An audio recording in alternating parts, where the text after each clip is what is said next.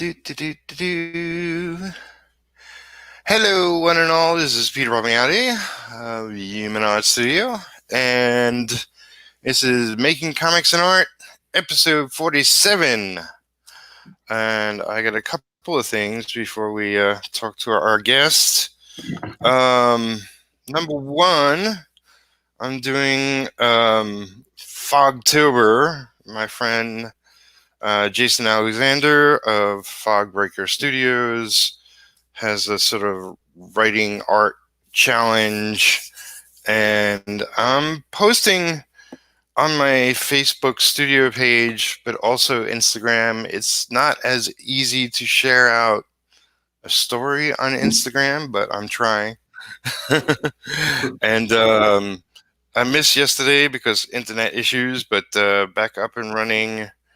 And you can go check out the first 2 days there.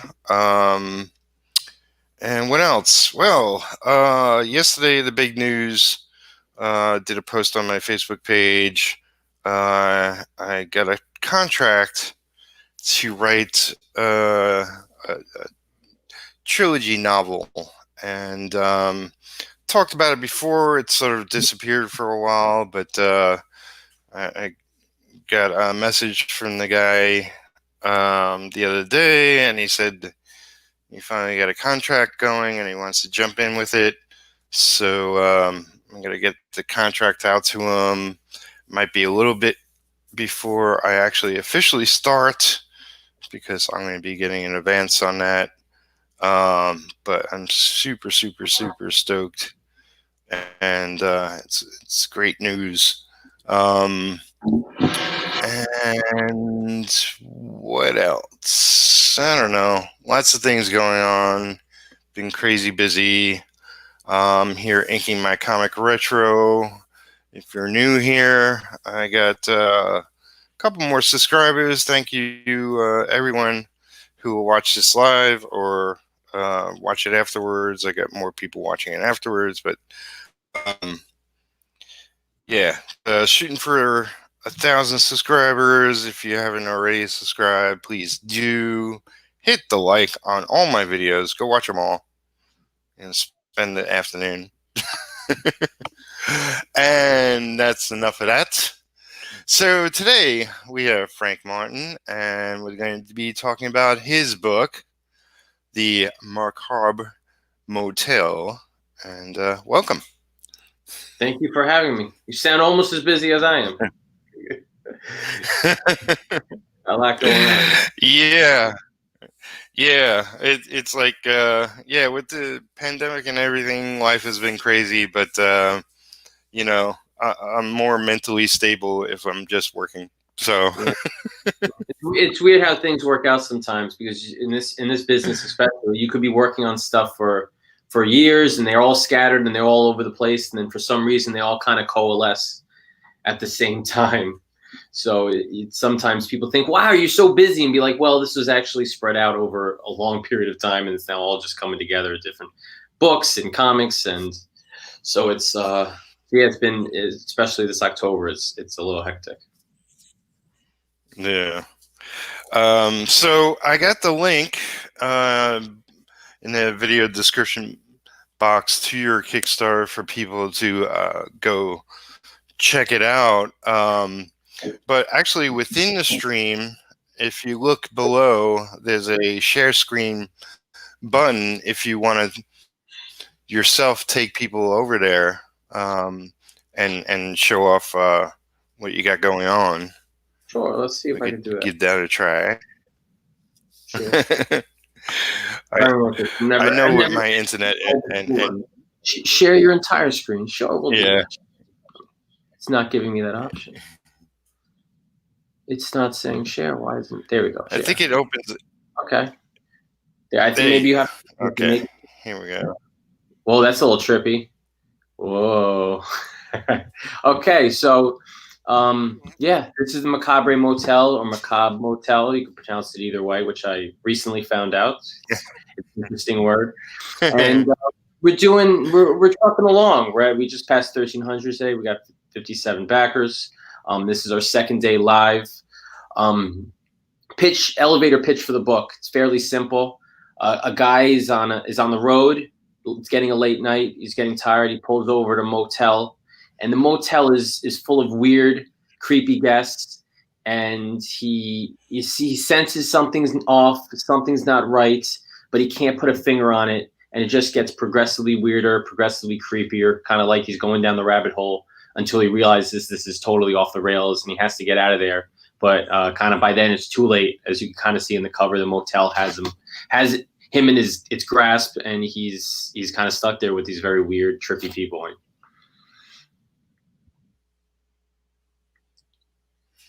Excellent. So we got that's pretty impressive for. Sorry. Just just a couple of days in. That's pretty impressive that you got that many. Yeah, I'm pledgers trying already. to a whole bunch of stuff with this campaign. So I've got an early backer bonus. I wanted to do something that was a little different. I didn't want to do like stickers or pins. I want to kind of tailor something to the motel experience. And everybody knows this motel keychain kind of tag that you get when you check into a motel. So I really tried to make this like, it's a familiar setting, checking into a motel. Everybody stayed in a bed that wasn't their own, that's not home. Everybody's encountered weird people that they were forced into their lives, and they just kind of had to deal with and kind of muscle through until the time with them was over. So there's a lot of familiar beats in this book. So this familiar kind of motel key tag is kind of cool for the first 100 physical backers. They get it with the logo on it and their backer number. So I thought that was kind of a cool, unique experience. I got milestone character bios. So as we progressively unlock, I'm just going to start sending out updates, talking about the different residents, the different guests at the motel. These are the people who worked on the book. Got some cover artists. Dave Lentz did the logo, which was phenomenal. These are some quotes for some people who checked out the book beforehand. I thought this was pretty fun. I decided to make the image look kind of like an Airbnb. So and the reviews, or the Yelp reviews, were all the pull quotes. And yeah, it's a very fun book. I had a blast making it. It's super weird. And I think people that are into that kind of Twilight Zone, Twin Peaks kind of vibe I call it more atmospheric horror. It's not scary or gory. It's not in your face with a serial killer, but it's just a kind of creepy scenario. And the word that keeps jumping back to people, or jumping out at me, that people are giving in response is unsettling. They just find the book very unsettling. And yeah, I love that kind of response, that when you put something out there, you want to kind of creep people out, and it's a great feeling when it works. Very cool. Would you say this is mature readers, or is it? It's not particularly. I mean, it's not an all ages book. Like I wouldn't read it to your 3-year-olds or whatever, but at the same time, there's no real nudity in it. There's no violence. There's no profanity. It's kind of just creepy, weird, bizarre it's stuff that kids can kind of see on the page. It's getting really out there, kind of like a Goosebumps, or what I like to say had a big influence on me growing up was Are You Afraid of the Dark? And this definitely has an Are You Afraid of the Dark kind of vibe to it, because it's a one shot, it's one story. It's got a beginning, middle, and end. And I love those kind of anthology shows, and even the anthology movies where they just had like a narrative, what's the word I'm looking for? Kind of bookend format, and then they tell ghost stories in the middle. They got 3 shorts. And I love stuff like that, where it's just, you get in, you tell a story, and you get out. You don't no to be continued, no big, long issue spanning epic. This is just a singular story that kind of, you meet these people, you go on a ride with them, and it's over, and you leave them. Excellent. So tell people a little bit about yourself, like where they can find you online, and then why you became I'm a comic writer. I try to jump around from genre to genre. I like a little bit of everything, a little bit of comedy, horror, sci-fi, fantasy. So I kind of tend to write towards everything. I don't try to just focus on one genre. And I also write prose. I write novels. I have a couple novels out. again, stuff in sci-fi. I got a zombie novel, a kaiju novel. So I'm all over the place with everything. Try to hit up all the social media I can. I'm on Facebook, Instagram, and Twitter. My handle on all of them is @Frank the Writer. I kind of got lucky in that I've got a singular handle for all of them. And also frankthewriter.com is my website where you can kind of sign up for my mailing list, which is the best way I kind of keep in touch with the fan base, keep in touch with the readers, and kind of give them an update on what I've been doing. Excellent. So what first got you into writing? What inspired you? I mean, I don't know. I didn't have that one like eureka moment where some writers have with like, I got to sit down and write a book. I just remember in elementary school, teachers give all the kids kind of creative writing assignments where they say, write a story. And I did, and I just never kind of stopped. You know, I remember writing a story in like first grade. It was a Halloween, and it was about people coming up from the dead and people in costumes trying to fight the zombies that were rising. And then I wrote another story in elementary school. It was about a kid who built a time machine to go back in time and study for his history test. So it was just, I know I love telling stories. I've always told stories, and I just kind of, my stories just continue to progress. I moved into fan fiction where all fanboys want to write for their favorite characters and their favorite franchises. So I was writing fan fiction, and from there you kind of progress into your own original stuff. And it gets to the point where you're like, I love doing this. It's time for me to take a deep breath and throw it out into the world, and hopefully nobody laughs at me. That reminds me of when I was in school, grade school, I guess, I had an art teacher who said, draw a picture, but put words to it. And I've forgotten that for many years, but I think that's probably like my earliest thing where I was like, oh, I could write, I could do this. I'm a terrible artist. I hated art class. I'm just not I'm not a visually creative person. Just in all aspects of visual art. I can't draw. You can't even ask me to like decorate a room. I couldn't even design it. Like, I don't know. I know what I like and what I don't like. I know particular tastes. Like, I can look at something and say, that's good, that's not good. I don't like this, I like that. But far as creating something from scratch visually, it won't happen. I can visually create a scene writing. I know how to do that, but to actually paint it or draw it, the hand doesn't do what the mind wants it to do. Yeah, I could understand that, it is like everybody when they're super young draws, but not everybody becomes an artist, but not everybody becomes a writer either. That's a very fair point. That's a very fair point. I have this. I don't know if I still have it. I need to dig it up. But I had something when I was, I don't know, 7, 8, maybe even a little older. It was a bunch of sheets of construction paper kind of taped together. And what I would do is I would have, like, for instance, I would have video game magazines, like Nintendo Power or whatever. And I would see characters from games that I liked, and I would draw them on this huge collage, a piece of paper. And there would be so many random characters. There would be like characters from Mortal Kombat and Sonic and Mario and some comic book characters. And I drew them all, and I was so proud of it, even though it was kind of copying the posters that they were having. I mean, it was terrible, but it was like something that I made and something that I was proud of. And I would probably draw worse today than my 7-year-old self. So, but yeah, all kids, I feel they definitely go through that phase where they love drawing and tracing, or just putting their favorite creations down on paper. And some people still do it for a living, which is awesome. That's the dream. Yeah, it's anything creative. It's all really challenging to make it in this business and keep it rolling. is the thing. We could all have one hit, but to keep it continuing, it's definitely a challenge.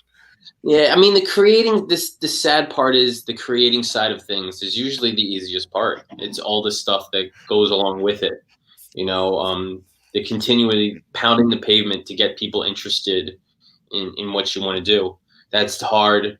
When you try to make it a business, the legal troubles, the financial troubles, and yeah, the physical act of creation sometimes is the first step. And even though some people struggle with it completely, it's still only the first step. And at least for me, I find it to be the easiest step. In many ways, it is. Oh, preaching to the choir, as they say. Yeah, they. I mean, they tell you this when you have to even open up any business, regardless of what it is, like a grocery store or a fitness studio or whatever. But being a creative person, you really your job of what you're actually doing is just one job. You also have to be a million other things. You got to be a lawyer. You got to be an accountant. You got to be a financial advisor. You got to be a marketer. Many respects. Sometimes you have to be a therapist, grief counselor. It never ends. You have to wear many hats when you're trying to make a go of either your art or just your own business in general. Yeah. So you mentioned that you're across the internet. Do you find it easy or hard to just constantly push out content? I find it easy to create content, difficult to push out content. Does that make sense?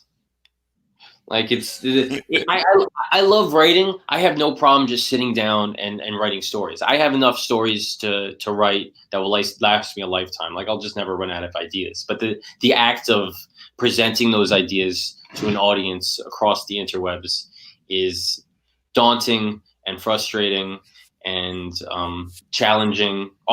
Every single negative adjective you could think of. That's what it could be. I'm not a fan of social media in the slightest. I consider it kind of a necessary evil at this point.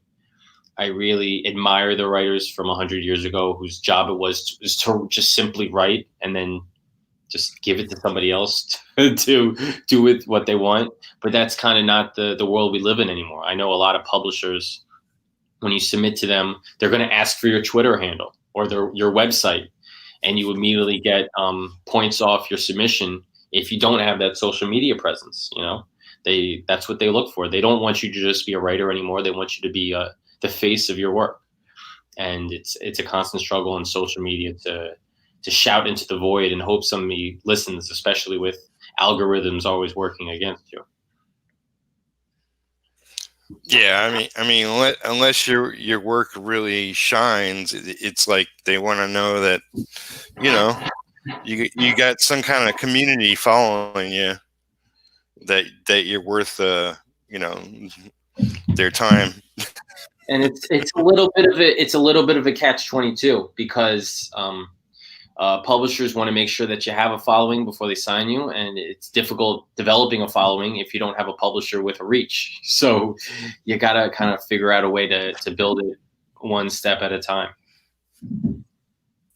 Got to be innovative. You always got to be innovative. As they say with the comic industry, as soon as somebody breaks in, that door closes behind them. So you got to constantly be innovative, constantly think outside of the box, which is kind of fortunate a little bit because we're creative people. So you try to do things creatively as far as gaining attention. But it's, especially when it comes to Kickstarters, man, it's like throwing a party and nobody RSVPs and you just kind of hope that they show up. Is this your first Kickstarter, or you've been doing? This is my 7th Kickstarter. So, 7th? Oh, good. Yeah. I have a couple under my belt. And for some reason, no matter how many you do, you always find ways to screw it up. It's never. So, like for instance, yesterday was launch day, and it wasn't until after I launched that I had a panic attack, and I realized that I set the shipping options wrong on one of the reward tiers, and it was I had free shipping, but unfortunately by accident I put extra shipping on on the reward, and people were backing it. And it wasn't until after they backed it that they said it says free shipping, but I got it. But I'm unable to change the shipping option after people have already selected it. So I'm like, what do I do? And I'm trying to think of ways to fix it, and people continually grab it after I'm like, no, you're not supposed to do that. I'm trying to fix it. So after I settled down and realized that the world wasn't ending, I figured out a workaround. But yeah, no matter how many times you do this, you have to constantly evolve. You constantly have to remind yourself of the mistakes that you made in the past and continue and not make them again. And then you find new mistakes to put on the list of stuff that you want to make sure that you don't get wrong. Yeah. Well, I know. Even Kickstarter, the site has grown and changed throughout the time it's been around. So Yeah. you have to adapt to the changes and all that. I would say the big news with Kickstarter right now is they have in the beta phase that they have an add-on feature, which people have been offering add-ons through their page, but they kind of have to make backers do it on their own, where they change their pledges and then comment. It's not how it's supposed to be. It's not a feature that Kickstarter offers, and they just rolled that out. And I was fortunate enough to get in, and I'm excited to have that as part of my campaign for the first time, because I got a back catalog that I would love to offer for people, but I don't want to put it as part of the reward tiers. So now it's kind of a la carte. They kind of select the reward tier, and then once they select it, they're offered a list of books, and they kind of can pick them if they want. So it's a great kind of bonus to help hit that funding goal. Yeah, that is cool. So what are your thoughts on Indiegogo? Have you ever thought of crowdfunding there as well? I like trying different things, so I've thought about giving it a go, no pun intended, just to kind of mix it up and to try something new, try something different. But at the end of the day, I don't feel compelled to try it, simply because people have often asked me, which one do you think is better? And truthfully, I don't think one is necessarily better than the other. People might prefer one or the other, but realistically, your project isn't going to fail because you chose Indiegogo over Kickstarter, and vice versa. Your project is going to fail because you weren't prepared for the crowdfunding campaign, because you made some sort of mismanagement mistake. Your funding goal was too high, or you had too many special stretch goals or whatever. At the end of the day, you're the one responsible for making it successful, and the key is building your audience beforehand. Having people ready for that Kickstarter and waiting as soon as you go live. And if you have it on Indiegogo, or if you have it on Kickstarter, if they like you and they want to see your work, they're going to go to wherever it is. Yeah, exactly. So, the big main difference between the two is the Indiegogo has the fixed funding goal, which is not the fixed. They have a fixed funding goal, or they have a flexible goal, where even if you don't hit your goal, you still get the money, which is good. But I'm kind of thinking, if you have a huge goal and you don't get it, what are you going to do with whatever money you do have? You're just going to finance it yourself, or kind of just pocket the money and disappear, or try to make something else to make these people who backed you happy? I don't really know. I would hate to be in that situation. So that's, yeah.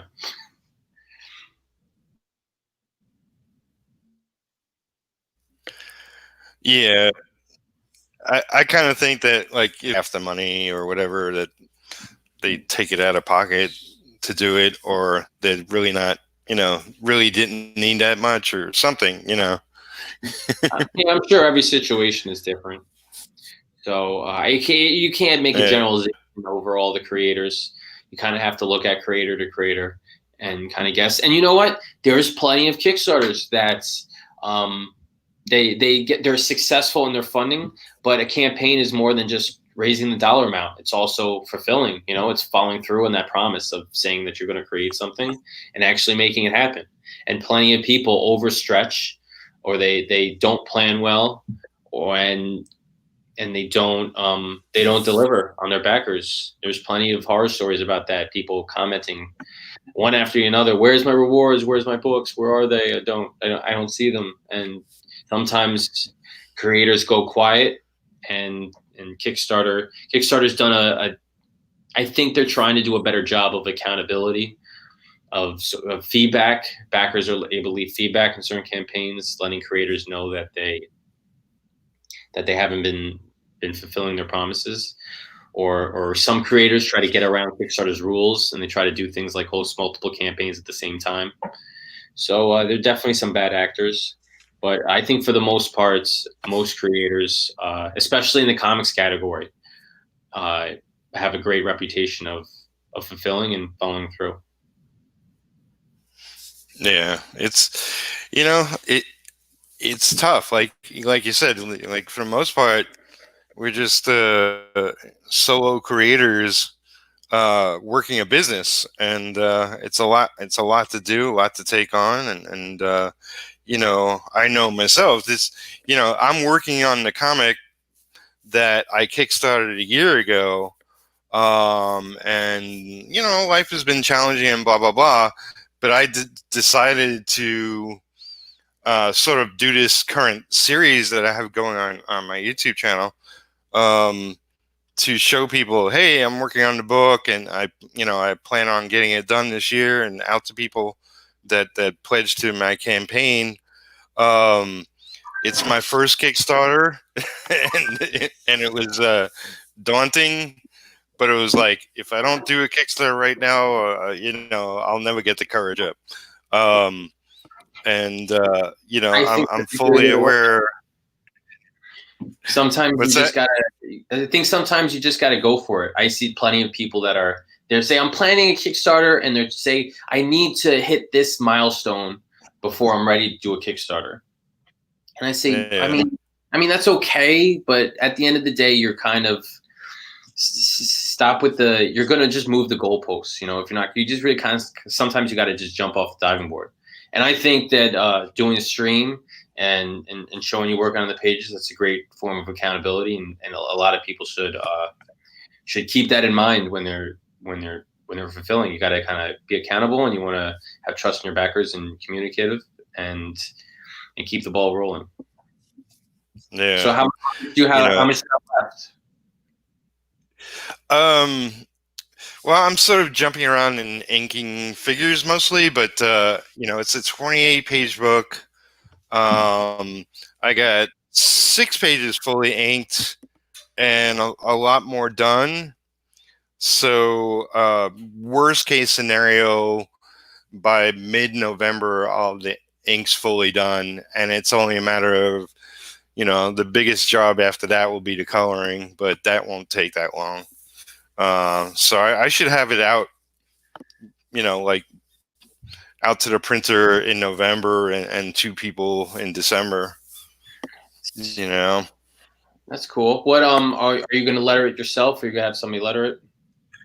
I got a whole team. I got a letterer. I got somebody who's going to help me with production. This is like the first book that my publishing venture will start with. And it's like I know I got a lot to learn, but I'm diving in. Especially comics, the learning curve is steep. It's very, very steep. I mean, it's funny how you read comics all your life, and then you dive in. You're like, I read comics. I can make a comic. This is going to be no problem. And then you just get smacked around a little bit, thinking that you actually have no idea what you're talking about. So I've been making them for, I don't know, 6 years now or so. Kind of heavy making comics for 6 years, and at the beginning, I didn't know a whole lot about production, and now I feel I have a good enough grasp on it. I write the stories, and I letter them too. So I feel cool that I'm at the beginning stage, and I'm kind of at the end stage when I put the actual words on the page, and I make it it all come together and deliver the book off to the printer myself. So yeah, I was hoping in the beginning of the process that I didn't want a letter. I just wanted to write. But I've taken kind of pride in the lettering that I do. I consider it an art form in and of itself. And I try to make the best lettered pages that I can. Lettering is definitely a skill, and it pisses me off. Like with a lot of comics I see, it's like I'm getting older and my eyesight isn't what it used to be. Um, but a lot more people, they do crazy things with lettering. First of all, a lot of the typeface is too small. I've heard Then that. they're I've heard using, that. The second time I've heard that this week. People complaining that yeah, they do things like use a lot of different typefaces, which is annoying. Then they color over the word balloons and stuff, and that's it's like anything that makes it harder to read, you shouldn't really be doing a lot. No. If you're reading a book and you notice the lettering, it's not doing its job. If you have an actual thought about the lettering while you're reading a book, it's failing. So, and even though I letter my books, I don't consider myself a letterer. It's just I just do it because they're my books and I'm trying to save costs, and I do it enough that it's passable, and people have complimented me on it that you do a decent job, but I would never call myself like a letterer. It's just if somebody would say, "Are you a letterer?" I'd be like, "No, I'm a writer." But because I've seen good lettering, and especially when you start to do it yourself, you appreciate it more.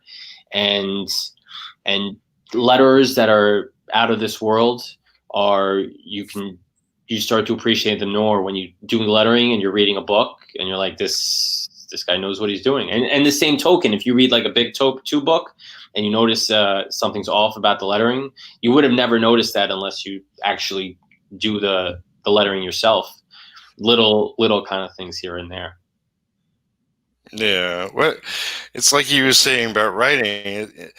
Um, you may not be awesome at it, but you can tell what's good and bad, and it's like I've picked up things along throughout the years, and I've assisted people in like pointing out things like, hey, it's not readable. It's like it's a certain logic. Balloons got to be in a certain place on the page to make sense. So who's talking, the flow of the page. There's a lot to it, and I definitely appreciate good letterers. And what a lot of I know I do as a writer who letters, I definitely cheat when I'm writing a script, because if I know I'm going to be lettering the book at the end, there's something that needs to be edited in the script. I'd be like, I'll just do it when I letter it. I'm not going to actually go. I'm not going. There's too many words in this balloon. Yeah, I'm not going to cut it out right now. I'll just do it when I'm putting it on the page. So there is that kind of benefit of being a writer and letterer, that you get to kind of edit your work later on, because I've never lettered somebody else's work, but I can imagine that if somebody's hiring you to letter, it's a big no to kind of edit their words, or a balloon doesn't fit on a particular panel and it's supposed to be there. You can't just on your own decide that you want to move it over to the next panel. But if it's your work and it's your words, go ahead, do what you want. So it's definitely a good benefit. The funny thing is like I barely consider myself a writer at this point in time, but I still have a lot to learn. But one of the things I know I was going to need help with were sound effects in a comic. It's like I love seeing a lot of sound effects in a comic, but I have no clue, like looking at a page of art, what the sound effect words would be on certain things. And I talked to my lettering. He's like, yeah, that's no problem. I love doing that, and I'll definitely help you out. I'm terrible at It's that. like, I yeah.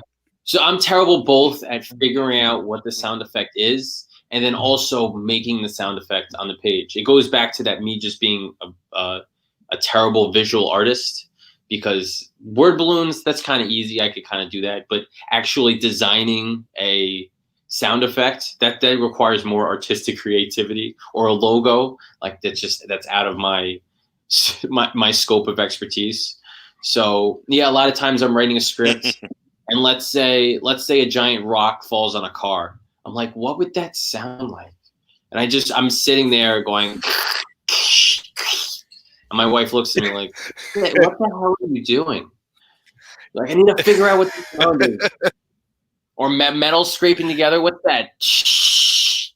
How do I make in words? It's like, Yeah. it's harder than it I seems. did. Yeah, I did hear there's like a website for that specific thing. You If you probably know look it, up. I would love to see it. I've kind of Googled what does it sound like. You know, I can't find it. You probably have to Google, I don't know, comic book sound effects or something. Google Um, onomatopoeias.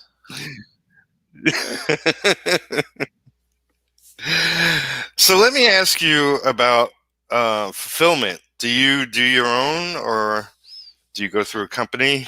Oh, fulfillment. I do it myself. I don't think my campaigns are large enough that it can't handle it. Uh, yeah, I get packaging, and I get all the books, and I get them together. I print out all the labels. I think I'm going to start using a not a fulfillment center, but a program for postage, either Indicia.com, or I think it's called, or stamps.com. One of those things where they print out the labels for you with the postage already on them. So that should Right. save that should save a whole bunch of time, so that I don't have to actually go to the post office and purchase postage for every package one at a time. I could just kind of put them in a box and drop them off and say, here you go, because time is money. So yeah, I think that's where I'm at. But yeah, I kind of do it in batches, so that I put on a TV show, I get a whole stack of books, maybe 10 or 20, and I just load them in the envelopes and then do it the next night, and a week's gone by and they're all done. So it's a pain in the ass, but it's part of the process, and it saves a couple bucks rather than have somebody do it for you. Yeah. I mean, for my first Kickstarter, and I only had 80 plus pledgers, because I did a really short 5-day campaign. Mm-hmm. It was just to get initial money. It wasn't to fulfill the whole thing. I'm just going to do it myself. But if it's like a couple hundred people, or higher or whatever, I can't definitely imagine what it's consider like. a fulfillment center. I was just showing and also a lot of times I don't know what your campaign was like, but I offer a lot of digital rewards too. So those are great. You don't have to worry about mailing anything. You could just kind of email off their rewards, and that's a good chunk. But I was showing my wife Keanu Reeves' Kickstarter with Boom, and they had no. I don't think they had any digital rewards. That was like 15,000 backers or something crazy. And they go, how do they fulfill that? I go, I don't know. They rent an Amazon fulfillment center, and they just have teams of people just packing books. So, yeah, something like that is kind of you have to have a logistics company that does this for a living, kind of take care of it for you. Yeah, I mean that's for like a big graphic novel, I believe, and they were close to 1 million, or I forget. No, they definitely Um, they definitely did.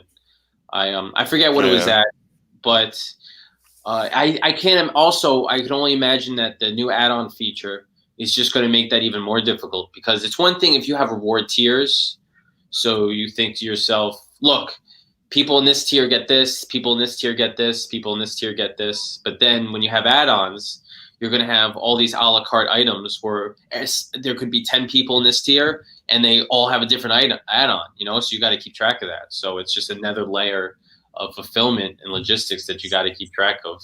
Which, if you have 100 some odd 200 backers, it's not the end of the world. But if you start getting 500-600 backers, which a lot of campaigns do get, I can only imagine what that's like.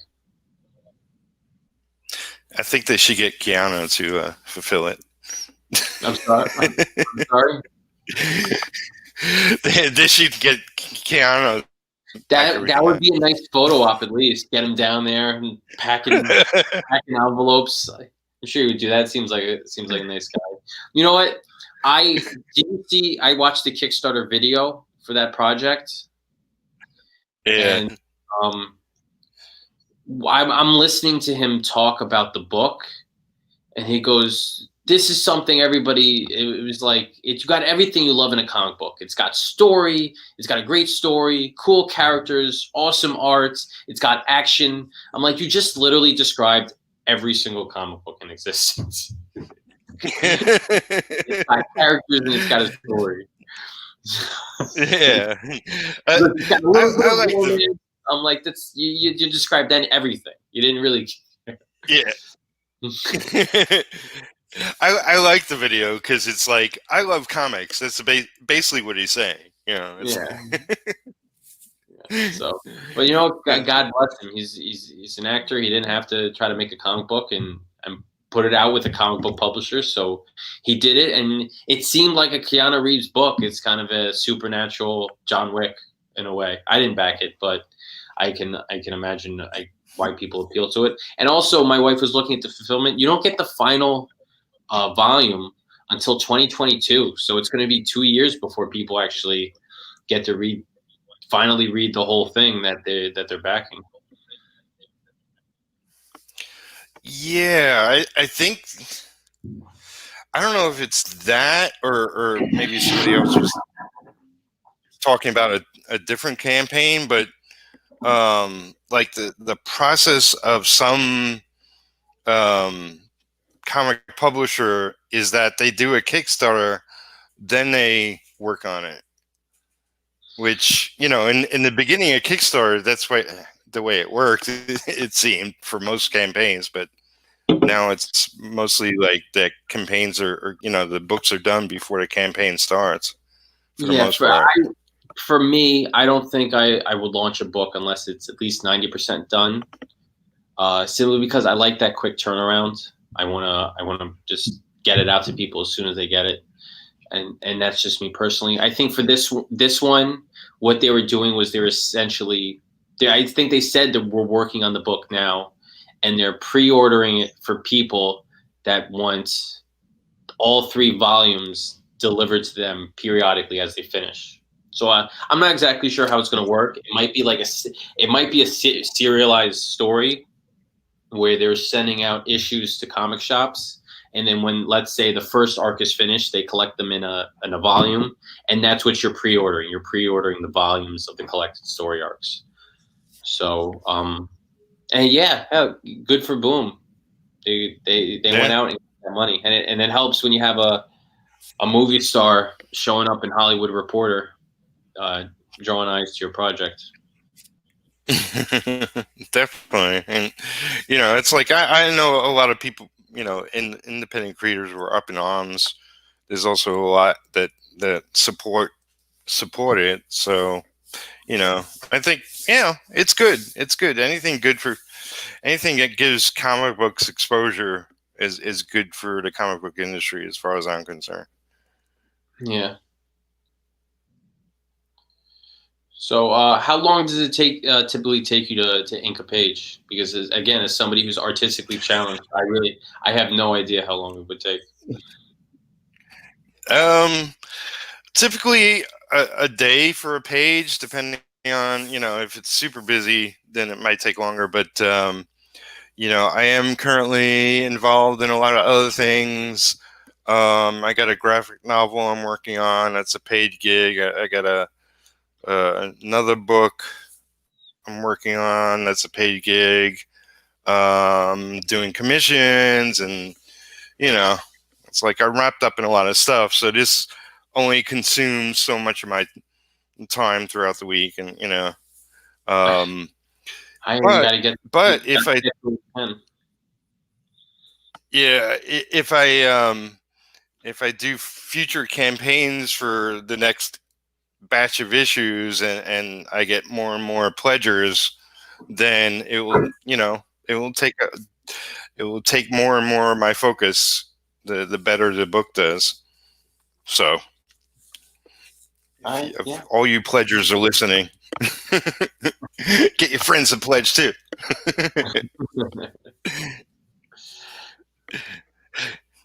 So you have a whole crew working with you, artists, and you have alternate covers and all that jazz. Where do you meet these people?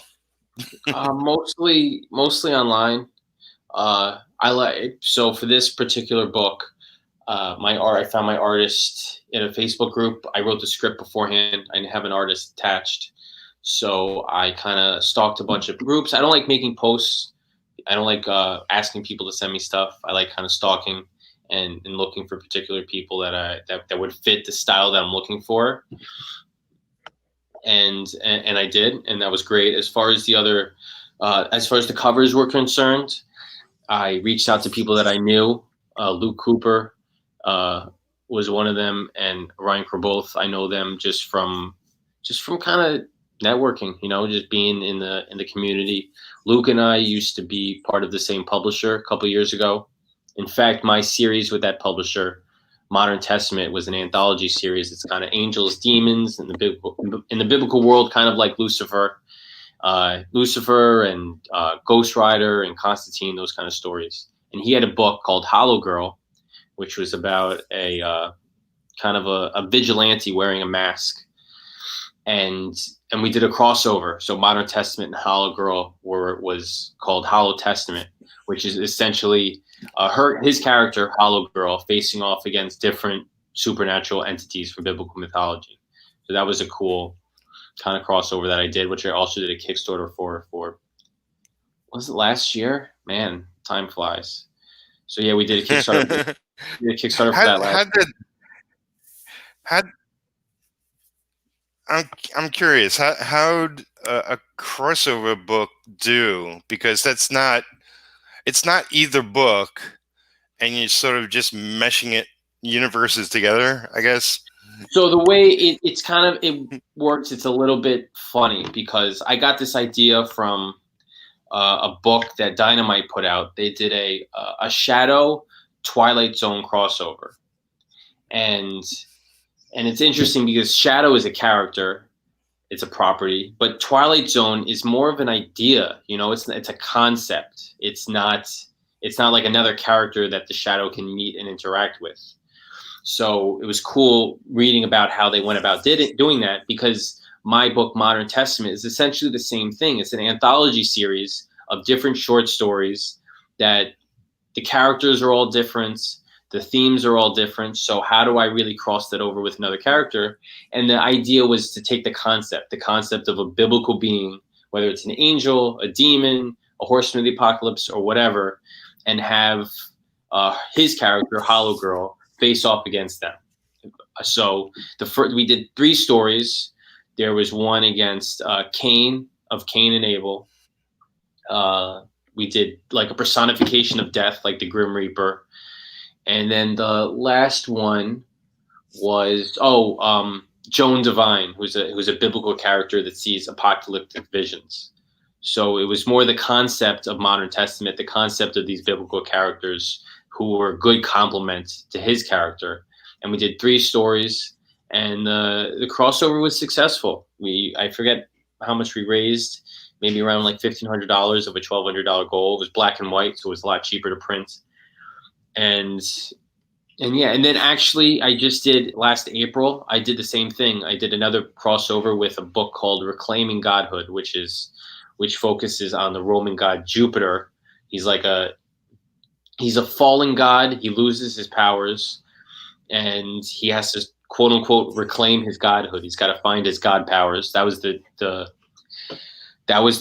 premise of the series. So we did a book called Modern Godhood, which is kind of the same thing as Hollow Testament, where you took the character Jupiter and we faced him off against 3 different biblical beings. It was Lilith, the Beast from the Book of Revelation, and then he fights the four horsemen of the apocalypse. And it was 3 short stories. And this book was colored, so it was a little bit more expensive, but we finished in April, and we raised $2,800. So it was a good time. It was successful, and I have a blast doing those 2 books. And it's cool.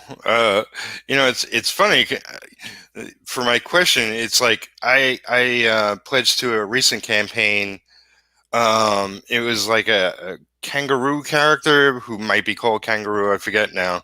And these 4 characters that, horse riders of the apocalypse, or whatever they specifically were called, and they were together in a book. It's like I liked the art, and being an artist, I pick up books for the art. And it seemed like a fun idea, but I don't know the separate individual books. But now it's like I'm interested, and if I read this mashup book and like it a lot, then I'll definitely pick up each other title. I mean, that's kind of the gist of it. It's a little bit of a promo in a way to kind of plug our own books. And the great thing about Kickstarter is that we were able to offer up our books. We had a reward tier where you can get the crossover, and you can get Reclaiming Godhood, his series. You can get a crossover, and you could get my series, Modern Testament. And then we had another tier, which is you get all of them. You get everything. So it was a good way to kind of expose people to both of our audiences. Yeah, I remember back in the day, like Hellboy, I think did a bunch of different ones with other characters, and probably a lot of stuff at Image, Darkness with another character, Witchblade with another character, and all that jazz. I mean, it gets a lot more tricky when you have different properties across different publishers doing crossovers, and you actually see a lot of it now. You see Justice League and the Power Rangers, especially DC. Justice League, Power Rangers. They had Batman and the Shadow. That was DC and Dynamite. They did Batman, Teenage Mutant Ninja Turtles, which is hugely popular. That was with IDW. So right. They got crossovers. I just saw in the Diamond previews. I think this might be solely IDW, but they're doing a Back to the Future Transformers crossover, which is kind of cool. They took the DeLorean, and the DeLorean transforms into a Transformer. And I got excited about that for the kid in me, and I showed it to my son, and he's like, that's awesome. So, yeah, crossovers, when crossovers work, they're very cool. They're kind of, you can geek out of them. But when they don't work, it's like, what the hell is this? Why is this happening? Yeah. It's a big, you're swinging for the fences in any crossover you do. Yeah, I think Archie Comics have done a lot of weird crossovers. I've actually never read a single Archie Comics crossover, but I see them on the shelves all the time, like Archie versus the Predator. Wait, how does that work? But I guess, I mean, they put the book out, so apparently it works somehow. Yeah. So what's your experience with your novels? Did you go through a publisher? Is that just your own venture? Or? So for the most part, I've worked with publishers, working through my novels. I've worked with a series of different publishers. My latest book came out September 24th, which was fairly recently. I planned on my Kickstarter launching earlier, but then the publisher assigned a release date of the book very close to the Kickstarter, and I didn't want them that close, so I kind of pushed the Kickstarter back. But for the most part, I've worked with a series of indie publishers. Some have been great experiences. Some have not been so much great experiences. I also tend to release a lot of free stuff to my audience, to my mailing list. I have a bunch of free comics and free short stories on my website. So as far as quote unquote self-publishing, that's what I've done on my end. I've written short stories. I kind of slap a cover on it and make a file and just put it on the website or email it out to people. I've never actually gone through the physical process of putting something on Amazon myself. So if people have advice for me, I'm like, I don't know. So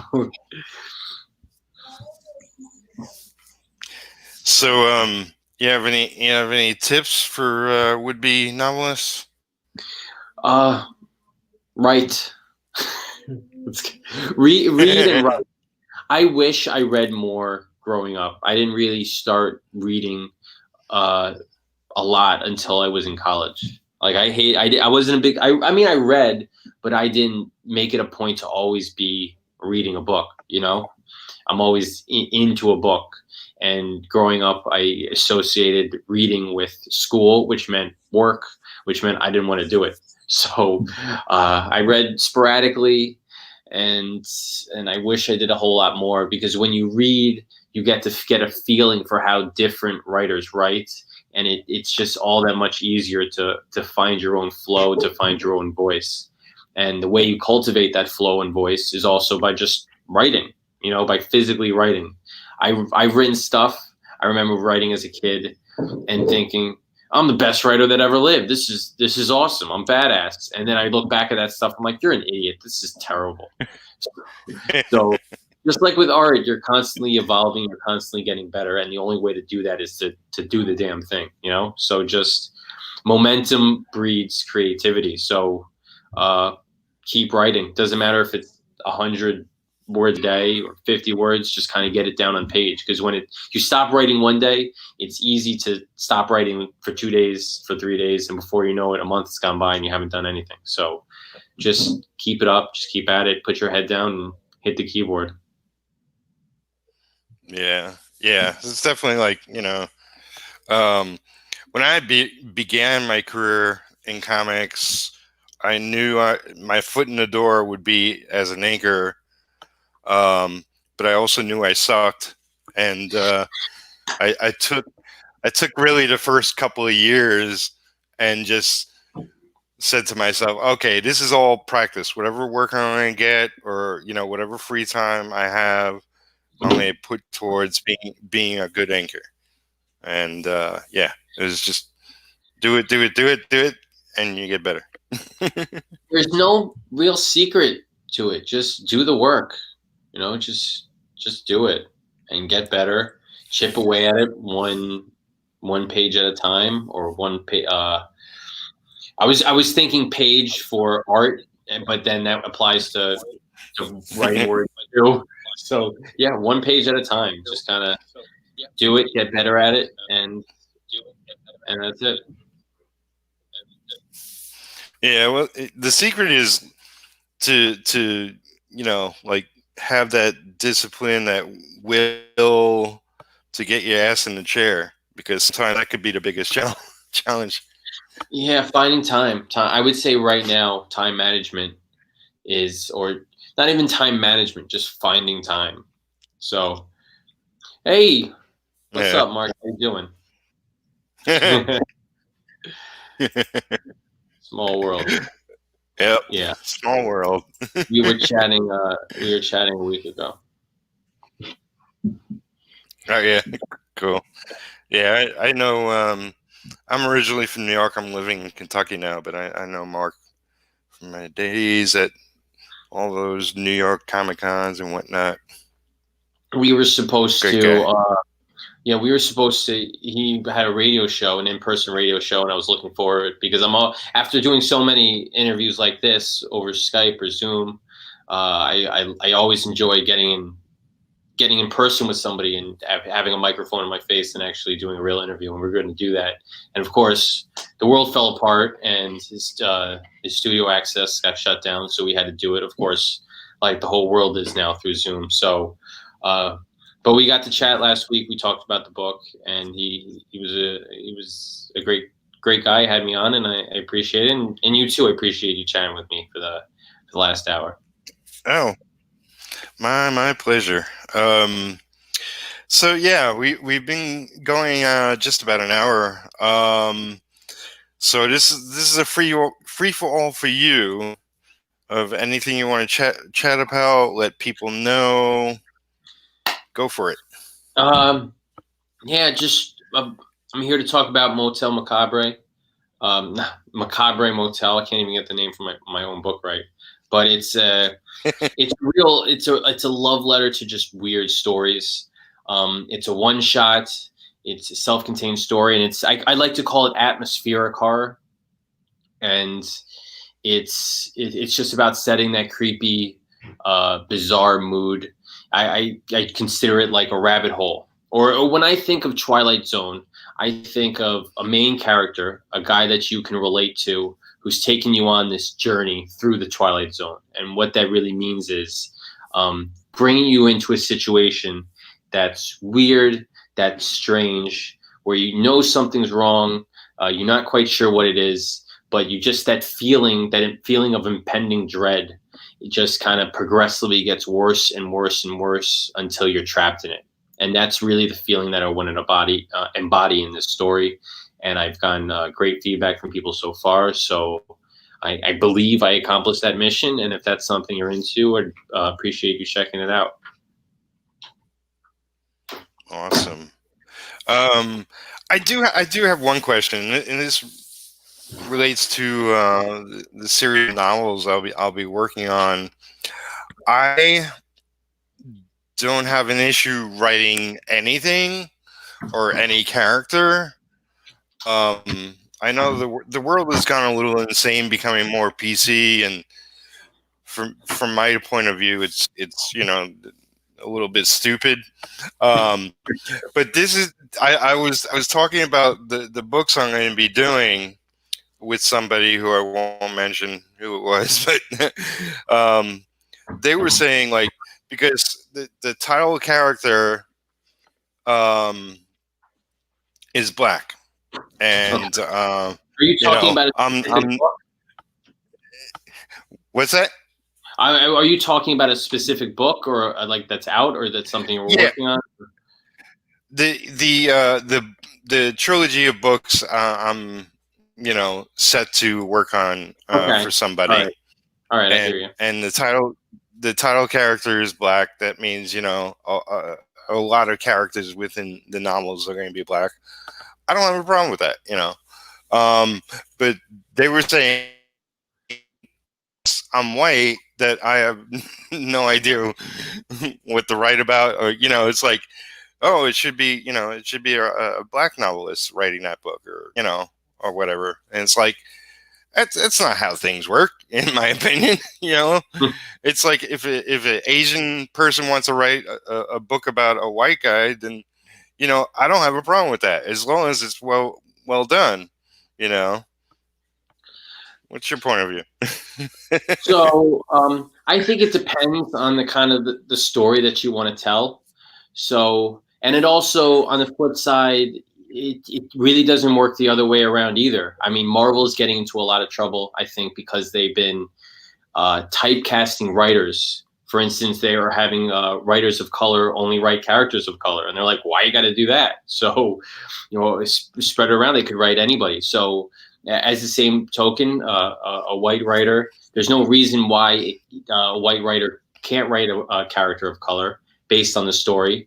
But on the other side of that argument is that, for instance, I forget the name of the book, but there was an author who recently just got in trouble because she wrote a book. It was a fiction book about an immigrant who kind of, I believe, came into the country illegally and was detained, and it was written from this person's perspective, and it was a white author. And so it was kind of like people were saying, how could you write that specific experience if you've never done it yourself?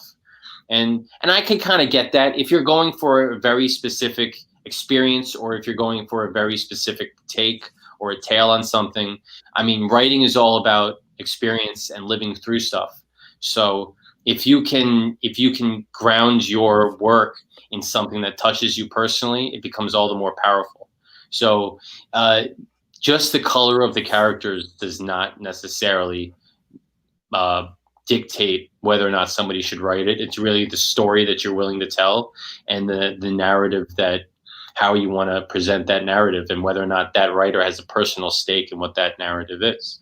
So it's harder for me to comment on it without knowing the particulars of the plot and the characterization that you want to do. it's a story of fiction, and it's fantasy, sci-fi, however you want to look at it. But um, my first thought was like not even about race. It was about, well, there's going to be women in this story too. I'm a guy. Should I leave them out? So I mean, yeah, it's. Are they hiring you to write the book? I mean, you kind of be like, dude, Yeah, you can tell whoever you want to write the book. So, I mean, like you can't. yeah. So They approached me and they want you to do um, the art, or they want you to they write it and do the art, or I'm going to be doing some art, but that's for like t-shirts, promotional kind of thing. Um, they they sort of had the character in mind and sort of an outline of the first arc. So I'm going with that and expanding upon it greatly because it's going to be novels and not not not even comics or anything. okay. Um, so yeah, I mean they know full well and don't have a problem with it. So it's like, I don't, it's weird to kind of hire somebody and then all of a sudden bring up a fuss about it. yeah. So No. I mean it was somebody else that was pointing it out to me. okay, Sort of a friend. it wasn't the Yeah. people who hired you. It was just the third person. Yeah, No. It wasn't the people hiring. yeah. Um. So Then I mean that's kind of so you can't make everybody happy. That's kind of the answer. yeah, pretty much. I don't care to make Thank, everybody happy. thank you, Just Mark. the people that read the book. Yeah. I know. Yes. Support Frank's Kickstarter. The right story about it. Yeah, that's true. That's true. I hold a monopoly on all stories for people named Frank, and am more than able to bid on everybody else named Frank who writes to try to beat them to the punch. What is it? There's Frank. What's the name? Who wrote Dune? Frank Do you Hoover. have his Herbert. copyright? I, Yeah. I I wish I could have a book as well known and successful and influential as Dune. Yeah. So you read it? I have read it. I have. I plan on rereading it in November in preparation for the movie that I'm really looking forward to. Yeah. If it comes out in November or whenever it comes out, I'm stoked for it. I I think it read. comes out in December, like the day Yeah. after my birthday or something like that. I read a lot of Dune books, and it's great, great, great stuff. I've read. Even some of the sequels written by his son, I think. I didn't get that far. I read the first book, the second, third, and then the fourth book. I found they all got progressively worse, and then by the fourth book, it was such a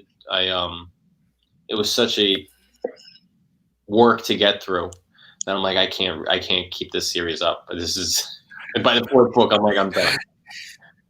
I was done by it the fourth book. it is kind of like if you read it backwards, then it gets better. Yeah, so But no, but it was a very cool book, and they tried to keep it going. And by the fourth book, they didn't really know how to progress the story, so it jumps very far in the future, and they have a weird kind of gigantic worm god person, and it was just I don't know, it fell apart. That I didn't want to keep. I didn't want yeah, to continue on. Maybe one day I'll pick it back up and start the series over again. But they lost me by that point. yeah. Well, all right, everybody. Definitely go check out Frank's Kickstarter. The link is below. I'll add any other links you want me to. I'll definitely get your website in there, so people can go check out what you're up to, all the books you worked on, and yeah, what you'd be posting every day, reluctantly. I appreciate it. So yeah, thanks everybody for watching. Please like, comment, and subscribe if you haven't. I think I might attempt to do Pimp Your Comic this weekend. It depends if I got a whole list of people that want to come on. If not this weekend, then next weekend.